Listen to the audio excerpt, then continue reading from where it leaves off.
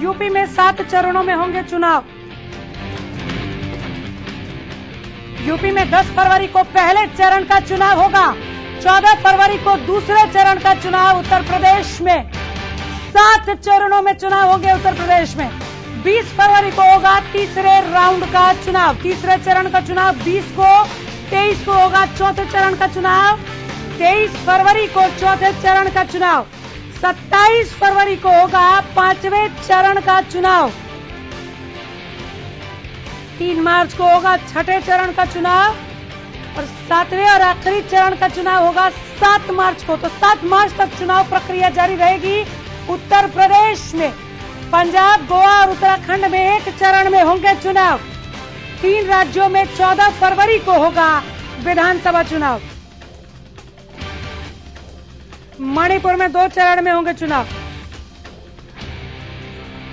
10 मार्च को 5 राज्यों में मतगणना।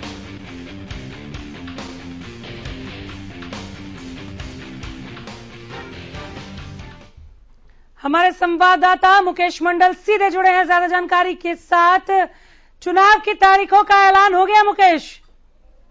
देखिए बिल्कुल अनामिका, जिस घड़ी का इंतजार था, हालांकि चुनाव आयोग ने साफ तौर पर पहले ही कह दिया था कि आज 3:30 बजे हम ऐलान कर देंगे और वो वक्त आ गया। 7 चरणों में 5 राज्यों के चुनाव होंगे और ऐसे में बात करें 117 सीट वाले पंजाब की, तो उसको एक ही चरण में निपटाने का फैसला लिया गया है चुनाव आयोग की तरफ से। इस बार चुनाव आयोग ने साफ तौर पे कह दिया है कि जो कोविड गाइडलाइंस है उसका पालन करना होगा और इसी के मद्देनजर 16% तक पोलिंग बूथ एक्स्ट्रा बनाए गए हैं ताकि कोरोना के नियम में किसी भी तरह से कोई अवहेलना ना हो। हालांकि ये भी बताया गया है कि जो तमाम जो पोलिंग बूथ है उसमें 1200 से 1300 ही वोटर एक बूथ पर वोट डालेंगे, क्योंकि कोविड गाइडलाइंस के मद्देनजर ये ध्यान में रखा गया। इसके अलावा बात की जाए तो पहले आपने देखा था कि जो चुनाव होते थे तो जो कई ऐसे स्कूल हैं जहां पे फर्स्ट फ्लोर पे चुनाव सेंटर बनाया जाता था, लेकिन इस बार जो भी मतगणना सेंटर बनाए गए, जो चुनाव सेंटर बनाया गया है, वो सिर्फ वही ग्राउंड फ्लोर पे ही बनाए जाएंगे। तो इस तरह से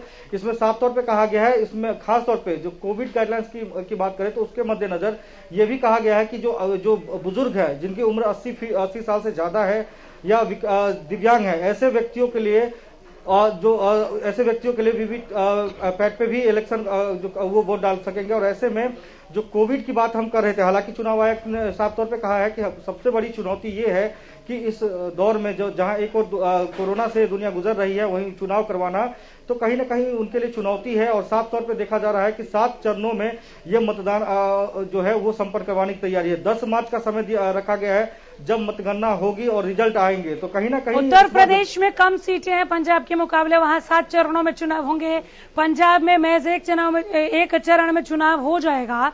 इसके पीछे कुछ आधार या कुछ और विस्तृत जानकारी दी क्या चुनाव आयोग ने कि पंजाब में केवल एक ही चरण में क्यों, या वहां तैयारी पहले से हो चुकी है, तैयारी पुरजोर है? देखिए बिल्कुल चुनाव आयोग ने साफ तौर पे कह दिया है जहां पे हमें जरूरत पड़ रही है एक चरण में चुनाव करवाने की, वहां हम एक चरण में करवा रहे हैं। जहां पे 2 चरण की बात होगी तो वहां हम 2 चरण में करवा रहे हैं। और यही वजह है कि 403 सीट वाले बात की जाए यूपी में तो वहां पे 7 चरणों में चुनाव होंगे। वही बात की जाए पंजाब की बात हम कर लेते हैं तो 1 चरणों में वहां पे चुनाव करवाए जाएंगे, जो कि 14 फरवरी को होगा। और ऐसे में गोवा की बात कर लेते हैं। शुक्रिया सुधारने के लिए। उत्तर प्रदेश का मैंने जिक्र किया, यहाँ पर मैं पंजाब के लिहाज से सवाल पूछना चाह रही थी। पंजाब में महज एक चरण में चुनाव, इसके पीछे भी कोरोना को ही बताया जिम्मेवार किया चुनाव आयोग ने कि चूंकि कोरोना इस वक्त बहुत ज्यादा हावी है, इसलिए यहाँ पर चुनाव एक चरण में ही निपटा लिया जाएगा ताकि ज्यादा ड्यूटियां ना लगानी पड़े या लोगों को बार बार निकल कर ना आना पड़े। देखिए बिल्कुल चुनाव आयोग की तरफ से साफ तौर पे कहा गया है कि पंजाब में एक चरण में चुनाव करवाने का मतलब ये है कि ज्यादा जो बात करें जो कोविड से जो लोग परेशान हो रहे हैं, ऐसे में एक ही दिन यदि चुनाव होते हैं वहां पे तो ज्यादा वहां पे जो बात की जाए ज्यादा लोगों की जो कोरोना के मद्देनजर जो तमाम तरह की गाइडलाइंस है उसका भी पालन हो पाएगा। और जो भी चीजें मुहैया करवाई जाएगी चुनाव आयोग की तरफ से, जैसे चुनाव आयोग का साफ तौर पे कहना है कि जितनी जल्दी हम चाह रहे थे चुनाव हो, उतनी ही जल्दी राजनीतिक पार्टियां भी कह रही थी कि हमारी तरफ से चुनाव आप करवा सकते हैं, तैयार हैं। हम तमाम दलों की बात कर रहे हैं और चुनाव आयोग ने साफ तौर पे कहा है कि बीजेपी की बात करें चाहे अलग दलों की बात करें, तमाम दलों के नेताओं से हमने पर्सनली मुलाकात की है और हमने उनसे जाना है कि क्या आप चुनाव करवाने को लेकर तैयार हैं। तो तमाम जो पार्टियां हैं उन्होंने साफ तौर पे कहा कि चुनाव को लेकर हम तैयार हैं और हम चाहते हैं कि तय समय में ही चुनाव हो। और यही वजह है कि चुनाव आयोग भी चाहता है कि जो तय समय है उसमें ही चुनाव हो जाए। और ये जो एक चरण की बात हम कर रहे हैं, ऐसे में कोविड के मामले बढ़ रहे हैं, तो चुनाव आयोग का साफ तौर पे कहना था कि हो सकता है जो आने वाले समय में और भी हमें परेशानियों का सामना करना पड़े कोविड की वजह से। और यही वजह है कि पंजाब की बात कर लेते, एक चरण में ही चुनाव वहां पे संपन्न करवाए जाएंगे। कोरोना का विशेष ध्यान रखा गया। ये तभी तैयारियां दिखनी शुरू हो गई थी मुकेश, जब तारीखों के ऐलान से ठीक पहले, जब ये कहा जा रहा था कि तारीखों का ऐलान आज हो जाएगा, इससे पहले बैठकें हो गई थी इन तमाम 5 राज्यों में जो स्वास्थ्य विभाग हैं उनके अधिकारियों के साथ और केंद्र के अधिकारी के साथ कि इस वक्त चुनाव संपन्न कराए जा सकते हैं नहीं, चूंकि 3rd वेव आ चुकी है। तो वहां से ग्रीन सिग्नल मिलने के बाद ही तारीखें अनाउंस की गई, ऐसा माना जा सकता है, क्योंकि तारीखें अनाउंस हुई। देखिए, बिल्कुल चुनाव आयोग ने साफ तौर पे कहा है कि हम एक बार नहीं कई बार राज्यों का हमारी टीम ने अलग अलग टीमों ने दौरा किया और हम पिछले 6 महीनों से इसी पे रिसर्च कर रहे थे किस तरह से हम चुनाव करवाएं, क्योंकि कोविड का जो मामला है वो लगातार बढ़ता जा रहा है, वही दूसरी और ओमिक्रॉन का भी कहर है। तो ऐसे में चुनाव आयोग ने कहा कि हमने एक एक चीजों पे ध्यान दिया, हमने तमाम बारीकियों पे ध्यान दिया है और गौर करते हुए हमने ये तारीख का ऐलान किया है। हमारी जो टीम है वो लगातार स्वास्थ्य विभाग अलग अलग राज्यों की, यदि 5 राज्यों की बात करें तो 5 राज्यों की जो स्वास्थ्य विभाग है उनसे हमारी बातचीत हुई है। हमारी टीम की जो केंद्रीय स्वास्थ्य मंत्री हैं उनकी टीम से हमारी जो टीम है उनकी बात हुई है, मीटिंग हुई है। तो तमाम चीजें हैं कोविड को लेकर, हमने एक्सपर्ट की राय ली है कि किस तरह से हम चुनाव करवाएं, क्योंकि चुनाव आयोग ने साफ तौर पे कहा कि एक्सपीरियंस है उनके पास कोरोना के टाइम में चुनाव करवाने की। चाहे हम बंगाल चुनाव की बात करें, बिहार चुनाव की बात करें, ये तमाम जो चुनाव हुए हैं वो कोविड काल में ही हुए हैं। तो ऐसे में चुनाव आयोग ने साफ तौर पे कहा कि पहले भी हम जो चुनाव जो है वो हमने कोरोना के टाइम पे करवाया था, तो ऐसे में एक्सपीरियंस है। लेकिन उन्होंने कहा कि बहुत बड़ी चुनौती है, क्योंकि 5 राज्यों में एक साथ चुनाव करवाना वो एक चुनौती है, जिस चुनौती को हम स्वीकारते हैं और हमें उम्मीद है कि इसमें हम विजय पाएंगे और निष्पक्ष तरीके से हम चुनाव करवाएंगे। और यही वजह है कि उन्होंने साफ तौर पे कह दिया कि जो भी चुनाव ड्यूटी में जो अधिकारी लगाए जाएंगे या फोर्सेस लगाए जाएंगे, तमाम जो कर्मी लगाए जाएंगे पोलिंग बूथ पे, उनको दोनों जो डोज वैक्सीन लेनी जरूरी है। हालांकि उन्होंने एक चीज और साफ कर दिया है कि जो वोटर हैं जिनको कोविड हुआ है तो वो ऑनलाइन अपना मतदान कर सकते हैं। इसके लिए हमने एक साइट भी बनाई है और उसी साइट पे हम जो ऑनलाइन जो वोटर हैं वो वोट डाल सकते हैं। इसके अलावा हमने एक पोर्टल बनाया है, हमने एक ऐप बनाया है, उसके जरिए जो जहां पे भी शिकायतें कोई देना चाहते हैं चुनाव से संबंधित तो वो डायरेक्ट हमसे संपर्क कर सकता है उस ऐप के माध्यम से और शिकायत दे सकते हैं। इसके अलावा उन्होंने ये भी कहा है कि जो भी जो संवेदनशील बूथ है उस बूथ पे ऑनलाइन निगरानी रखी जाएगी, सीसीटीवी कैमरे लगाए जाएंगे और खास तौर पे जो संवेदनशील बूथ हैं उन बूथों पर हमारे जो फोर्सेज हैं उनके अधिकतर जवान वहां पे तैनात रहेंगे। हालांकि इससे पहले बात की जाए अनाम का, तो केंद्र सरकार से 225 अर्धसैनिक बलों की टुकड़ियां का ऐलान कर दिया गया है कि चुनाव ड्यूटी में आप लगाइए। जो भी फोर्सेज है वो केंद्र सरकार मुहैया करवाएगी, चाहे हम सीआरपीएफ की बात करें या तमाम फोर्सेज की बात करें। तो ये तमाम चीजें थी जिसको लेकर चुनाव आयोग लगातार पिछले 6 महीनों से स्वास्थ्य विभाग की बात करें, गृह मंत्रालय की बात करें, तमाम जो डिपार्टमेंट है जिनसे उन्हें काम है उन डिपार्टमेंट से उनकी टीम बात कर रही थी। और आज का दिन काफी अहम उन्होंने इसलिए चुना क्योंकि आगे आने वाले समय में हो सकता है कोविड की और भी जो लहरें हैं वो देखने को मिले। और यही वजह है कि चुनाव आयोग भी चाहता है कि तय समय में ही, जैसा कि राजनीतिक दल के नेता कह रहे हैं कि तय समय में भी चुनाव होने चाहिए, तो यही वजह है कि आज उन डेटों का ऐलान कर दिया गया है। 10 मार्च को नतीजे आएंगे। ठीक है, तारीखों का ऐलान हो गया है, 10 मार्च को नतीजे आएंगे और तारीखों के ऐलान के साथ ही मुकेश इन सभी 5 राज्यों में जहां चुनाव होने आदर्श आचार संहिता भी लागू हो गई होगी। देखिए, बिल्कुल आज से उन्होंने कह दिया है कि कोई भी बाइक रैली नहीं करेंगे, कोई भी जनसभा नहीं करेंगे, किसी भी तरह से कोई गतिविधियां नहीं होंगी आज के बाद, यानी 15 जनवरी तक बात की जाए तो कोई भी गतिविधियां नहीं होंगी जब तक कि तमाम चीजें सेटल नहीं हो जाती। हालांकि ये उन्होंने साफ तौर पे कहा कि डोर टू डोर आप कर सकते हैं 2 से 3 व्यक्तियों के साथ, लेकिन किसी भी तरह की रैली की इजाजत नहीं है। लगातार आपने देखा कि जो आम जनता है वो यही कह रहे थे कि कोविड को लेकर जो तमाम सरकारें हैं वो अपनी तरफ से प्रतिबंध लगा रहे हैं, अपनी तरीके से नाइट कर्फ्यू, वीकेंड कर्फ्यू लगा रहे हैं, लेकिन चुनावी रैलियों में अभी भी जो लोग हैं, जो भीड़ है, वो इकट्ठा हो रहा है। तो ऐसे में कोरोना विस्फोट का डर है और यही वजह है कि चुनाव आयोग ने साफ तौर पर कह दिया कि अब से किसी भी तरह से कोई भी गतिविधियां नहीं होंगी, यानी कोई रैली नहीं होंगी, ना बाइक रैली होगी, ना जनसभाएं होंगी, किसी भी तरह से चुनाव प्रचार नहीं किया जा सकता है, जिसको लेकर एक गाइडलाइंस तय की गई है। जी, यानी अब डोर टू डोर वोट मांगने जाएंगे नेता, हम किसी तरह की कोई जनसभा या रैली नहीं देखेंगे। देखिए, बिल्कुल डोर टू डोर जाएंगे नेता और वोट मांगेंगे। जिस तरह से आपने देखा कि आए दिन लगातार जो रैलियों में भीड़ इकट्ठा हो रही थी, चाहे हम तमाम अलग अलग सियासी दलों की बात कर ले, तो उनकी रैलियों में लगातार भीड़ इकट्ठा हो रही थी, जहां पे कोविड के मामले भी सामने आ रहे थे। और यही वजह है कि चुनाव आयोग भी चिंतित है। चुनाव आयोग का साफ तौर पर कहना है कि तमाम जो कोविड की गाइडलाइंस है, जो सरकार द्वारा गाइडलाइंस तय किया गया है, उन्हीं के मद्देनजर, उन्हीं को ध्यान में रखते हुए तमाम चीजें सुरक्षा के लिहाज से वो तमाम सुरक्षा के वो एक एक कदम उठाए जाएंगे जो कोविड गाइडलाइंस का पालन करता हो। और इसी के दौरान इसी का पालन करते हुए चुनाव आयोग चाहता है कि निष्पक्ष तरीके से चुनाव हो। और यही वजह है कि आज उन्होंने चुनाव की तारीखों का ऐलान कर दिया और साफ तौर पे कहा है कि जो भी स्वास्थ्यकर्मी वहां पे रहेंगे, मौजूद एम्बुलेंस की सुविधा होगी अलग अलग बूथों पे, ताकि किसी को कोई दिक्कत नहीं हो। शौचालय की व्यवस्था की जाएगी। तमाम तरह के जो कोविड से निपटने के लिए RT-PCR टेस्ट यदि किसी को करवाना है तो वो भी मुहैया वहां पे करवाई जाएगी। तमाम चीजें हैं। यदि किसी को डोज नहीं लगी तो वैक्सीन भी वहीं पर दिया जाएगा। तमाम चीजें हैं जिसको लेकर आज चुनाव आयोग ने साफ कर दिया है। और चुनाव आयोग का साफ तौर पर कहना है कि निष्पक्ष तरीके से हम चाहते हैं, किसी भी रूप में निष्पक्ष तरीके से चुनाव हो, जैसा कि हम पहले से करवाते आए हैं, ताकि चुनाव आयोग पे कोई उंगली ना उठाए कि आपने किसी सियासी दल को फायदा पहुंचाया है। तो चुनाव आयोग का साफ तौर पे कहना है कि लगातार हमारी कोशिश रहेगी कि तमाम जो कोविड के टाइम में हम चुनाव करवा रहे हैं, तो हमारे लिए एक चुनौती है, तो हम लक्ष्य पाना हमारे लिए एक बहुत बड़ी बात है।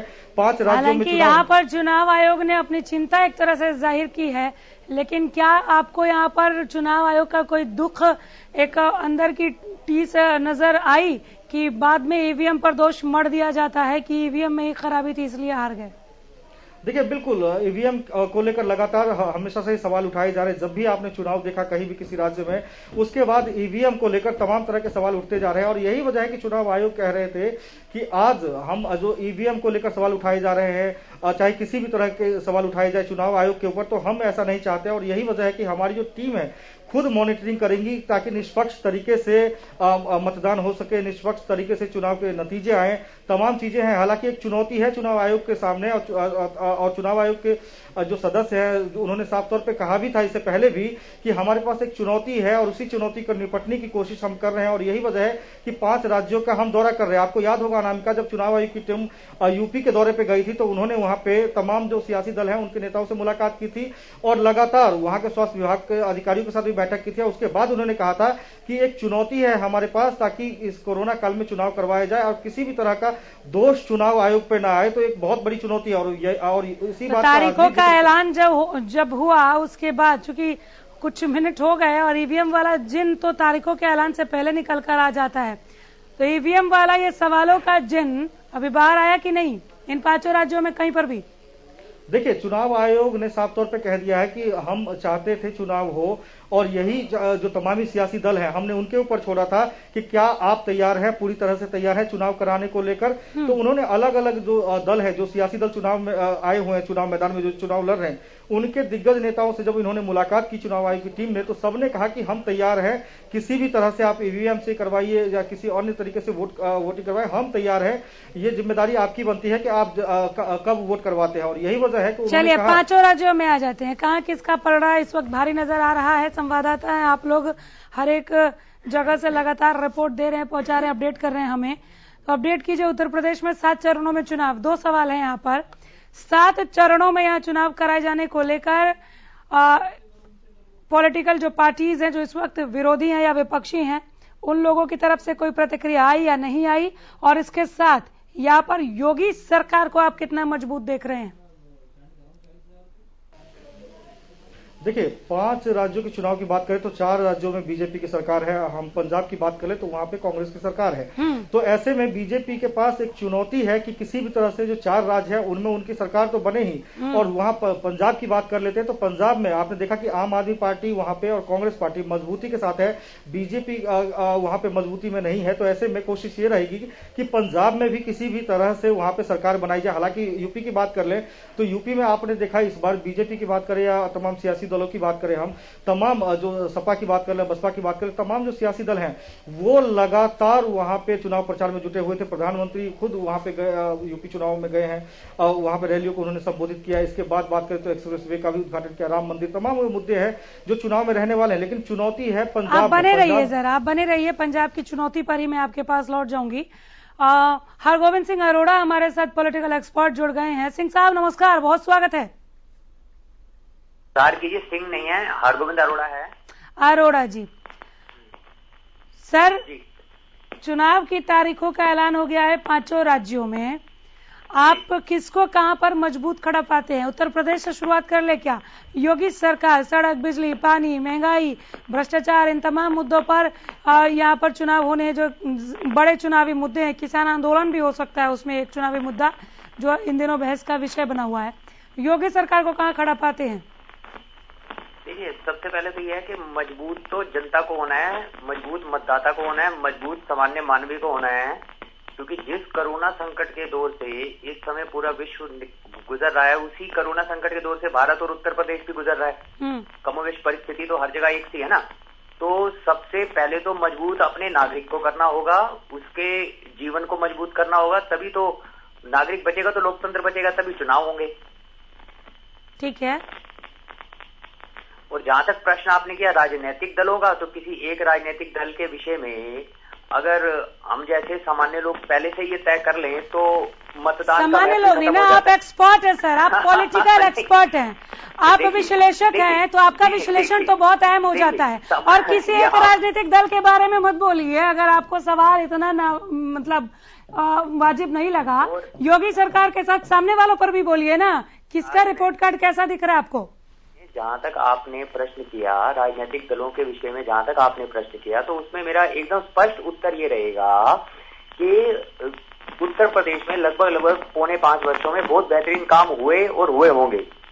और जो योगी जी एक देश के सबसे बड़े राजनीतिक दल के बड़े स्टार प्रचारक के रूप में अन्य प्रांतों में जाकर वोटों को प्रभावित कर सकते हैं, उनका इतना व्यक्तिगत प्रभाव है, तो बिल्कुल स्वाभाविक सी बात है उत्तर प्रदेश में भी होगा।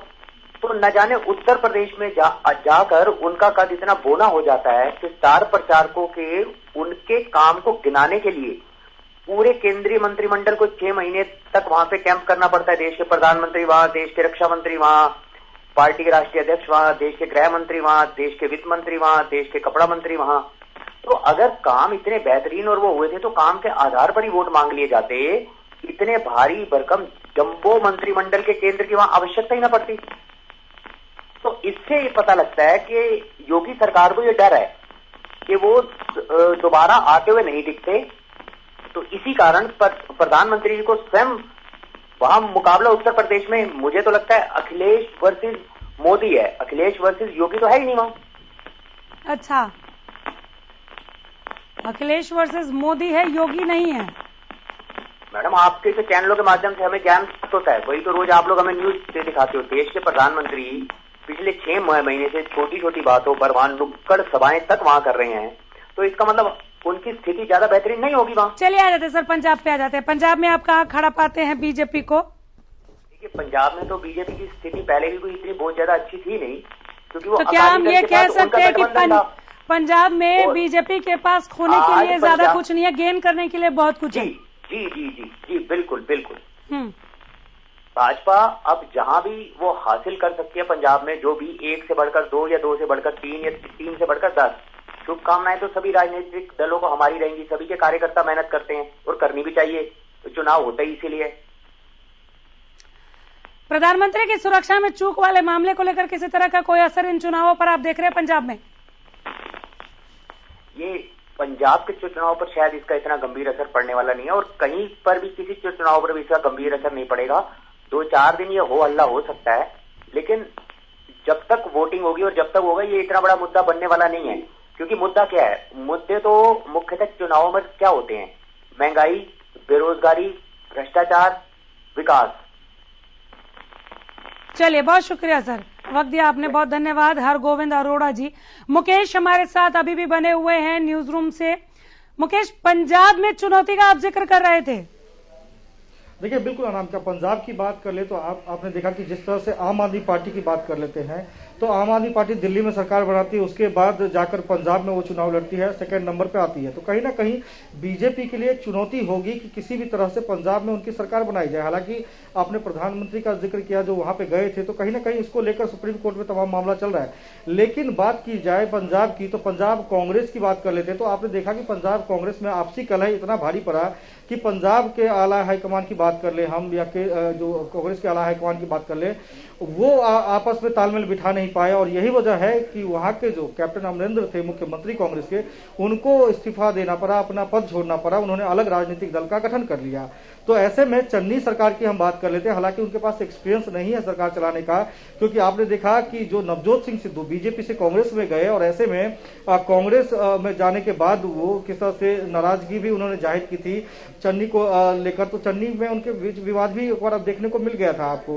हालांकि बात की जाए अनामिका पंजाब की, तो आज ही पंजाब के जो पूर्व डीजीपी थे उनको आज अपने पद से उनको हटाया गया, उसकी जगह पे नए डीजीपी को लगाया गया है। तो कहीं ना कहीं पंजाब में आपसी कलहबाजी जो कांग्रेस को है उनसे सबसे पहले उभरने की कोशिश की जाएगी, क्योंकि चन्नी सरकार के पास एक्सपीरियंस नहीं है सरकार चलाने को लेकर। नवजोत सिद्धू अलग नजर आते हैं। तो कहीं ना कहीं पंजाब में जिस तरह से सियासी गठजोड़ आपने देखा है, कांग्रेस की अंतर कलह की मैं बात कर रहा हूं नाम का, तो उसको उसमें निपटने की कोशिश की जाएगी। और इसी बीच में चुनाव, तो कहीं ना कहीं कांग्रेस के लिए दो बड़ी चुनौती है। पहली चुनौती जो सरकार में बने रहना, जिस मार्जिन से वो पिछली चुनाव जीत कर आए हैं, कांग्रेस की सरकार बनी, वैसे उनको फिर से सरकार में आना। दूसरी चुनौती ये है कि जो तमाम उनके कांग्रेसी कार्यकर्ता नाराज हैं, जो कुछ कैप्टन अमरिंदर के साथ चले गए, कुछ नवजोत सिंह सिद्धू के साथ चलते नजर आ रहे हैं, कुछ चरणजीत सिंह चन्नी के साथ हैं जो मुख्यमंत्री है, तो कहीं ना कहीं वहां पर भी कांग्रेस को चाहिए कि अभी वहां पे मजबूती के साथ वो चुनाव लड़े। और ऐसे में यदि कांग्रेस एकजुट होकर चुनाव नहीं लड़ती है तो इसका नुकसान उठाना पड़ सकता है कांग्रेस पार्टी को, और इसका सीधा सा फायदा बीजेपी को जाएगा, क्योंकि जो आम आदमी पार्टी के वोटर्स हैं वो उनके फिक्स वोटर हैं। जो वोटर की बात करूं वो उनके फिक्स वोटर है। और ऐसे में वहां पे जो कोई भी प्रदेश ये चाहता है कि देश में जिस पार्टी की सरकार बनी हो, प्रदेश में भी उसी पार्टी की सरकार बने, क्योंकि जो डायरेक्ट फायदा है वो राज्यों को मिल सके केंद्र द्वारा। आपने देखा कि कुछ दिन पहले की बात है, जब प्रधानमंत्री जा रहे थे पंजाब में तो करोड़ों की सौगात देकर आते, लेकिन रास्ते में ही उनको आंदोलनकारियों का सामना करना पड़ा और 15 से 20 मिनट वो अपनी गाड़ी में रहे, वापिस आ गए।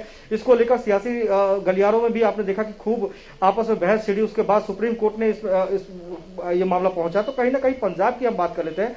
पंजाब में उछल पुछल तो दिख रही है आपको, और ऐसे में एक चरण में चुनाव होना कहीं ना कहीं चुनौती है कांग्रेस को लेकर। किस तरह से वो अपने वोटर को समेटती है, किस तरह से अंतर कलह से वो निपट कर आते हैं, किस तरह से जो अदर पार्टी है, बीजेपी की बात करें, आम आदमी पार्टी की बात करें, उनसे मुकाबला करती है। हालांकि कैंडिडेट भी इस बार कांग्रेस को ध्यान में रखकर उतारने पड़ेंगे, क्योंकि जो कैंडिडेट उनके जिताऊ कैंडिडेट थे, वो कुछ कैंडिडेट की बात करें, कुछ विधायकों की बात करें, वो अभी भी जो कैप्टन अमरिंदर है पूर्व मुख्यमंत्री पंजाब के, उनके साथ लगे हुए हैं। तो ऐसे में कांग्रेस के लिए चुनौती है कि अपनी वो सीट बचाए। इसका फायदा बीजेपी और आम आदमी पार्टी को जरूर मिलता हुआ दिख रहा है। लेकिन आम आदमी पार्टी की बात कर लेते हैं, तो आम आदमी पार्टी में आप देखिए कि अब मुख्यमंत्री पद के लिए पहले उन्होंने कहा कि कोई कैंडिडेट वहीं का लोकल होगा। उसके अलावा उसके बाद जो कई बार विवाद भी, अंतरकलह भी देखने को मिली। इसी बीच आपने देखा कि जो सह प्रभारी हैं आम आदमी पार्टी पंजाब की, राघव चड्ढा, उनके ऊपर भी जो हमला हुआ। तो कहीं ना कहीं ये तमाम चीजें हैं जिसका नुकसान एक बार आम आदमी पार्टी को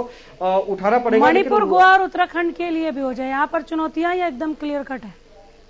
देखिए मणिपुर और गोवा की बात कर लेते तो इसमें देखिए जो गोवा की बात कर लेते 40 सीटें हैं, जिसमें कोई बात की जाए तो कांग्रेस और बीजेपी, तो लगातार बीजेपी वहां पे अभी सरकार में है, तो वहां पे उनको ज्यादा नुकसान होता दिख नहीं रहा, क्योंकि जो उनकी सीट है वो एक तरह से सुरक्षित सीट मानी जा रही, इसलिए भी क्योंकि गोवा में 40 सीटें हैं। और ऐसे में कांग्रेस का वहां पे कोई बड़ा चेहरा नजर नहीं आता है, जो चेहरे थे वो अब नहीं रहे। तो ऐसे में बीजेपी खत्म करना है संक्षेप में मणिपुर।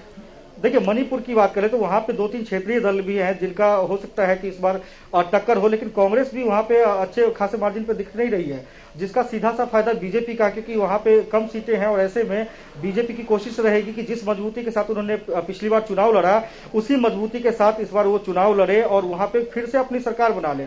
उत्तराखंड में भी आपने देखा कि जो बीजेपी की बात कर लेते हैं, तो बीजेपी में भी आपने देखा उत्तराखंड में कि अपने मुख्यमंत्री को बदलना पड़ा, और यही वजह है कि वहां पर जो बीजेपी के कार्यकर्ता हालांकि नाराज लग रहे थे, लेकिन अब जो वहां पे बात करें पुष्कर सिंह धामी की हम बात कर लेते हैं, तो उनके साथ वो तमाम कार्यकर्ता आ गए। हालांकि जो पूर्व की बात करें, जो पूर्व में जो वहां पे जो बीजेपी के दिग्गज नेता रहे हैं, उनके पास जाकर खुद पुष्कर सिंह धामी ने कहा यदि मुझसे कोई नाराजगी है तो आप नाराजगी जाहिर कीजिए। हालांकि इसी बीच आपने देखा कि दिल्ली 2-3 बार तलब भी हो चुके हैं पुष्कर सिंह धामी, जब वहां पे सियासी जो आपस में जो टकराव नजर आ रहा था बीजेपी में, जो अलग अलग ग्रुप बन गए थे, उसको लेकर जो जब बात की जाए बीजेपी हाई कमान की, तो उन्होंने तमाम नेताओं को दिल्ली बुलाया, मुलाकात की। अमित शाह ने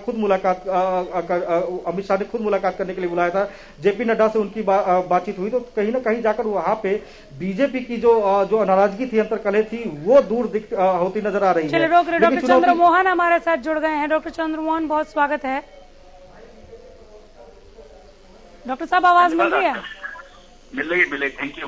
तारीखों का ऐलान हो गया, किस तरह की तैयारी और जिस तरह से अनाउंसमेंट की गई, बताया गया कि जो कोविड पेशेंट हैं वो ऑनलाइन वोट कर सकते हैं, उनके लिए कुछ ऐसी व्यवस्था कर दी गई है, बुजुर्गों का ख्याल रखा गया है, आदर्श आचार संहिता भी इसी के साथ लागू हो गई, रैलियों, जनसभाओं और रोड शो को मना कर दिया गया।